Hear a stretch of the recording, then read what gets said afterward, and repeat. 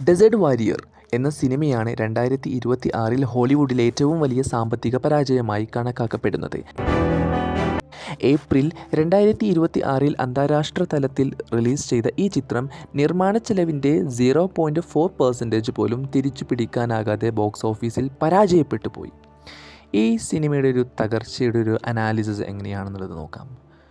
Budget ഏകദേശം $150 million, അതായത് 1400 കോടി രൂപ ആയിരുന്നു ഈ ചിത്രത്തിൻ്റെ നിർമ്മാണ ചെലവ്. നമുക്ക് കളക്ഷനിൽ ആഗോളതലത്തിൽ വെറും $65.000, ഏകദേശം 6 കോടി രൂപ മാത്രമാണ് ഈ ചിത്രം കളക്ഷനായിട്ട് നേടിയെടുത്തിട്ടുള്ളത്. അതൊരു വലിയൊരു പരാജയമാണ് ഇതിൻ്റെ നിർമ്മാതാക്കൾക്ക് അല്ലെങ്കിൽ പ്രൊഡക്ഷൻ കമ്പനിക്ക് നേരിട്ടിട്ടുണ്ടായിരുന്നത്. മുടക്കുമുതലിൻ്റെ ഏകദേശം 99.6% നഷ്ടമുണ്ടാക്കിയ ഈ സിനിമ ലോക സിനിമാ ചരിത്രത്തിൽ തന്നെ ഏറ്റവും വലിയ ബോക്സ് ഓഫീസ് പരാജയങ്ങളിൽ ഒന്നായി.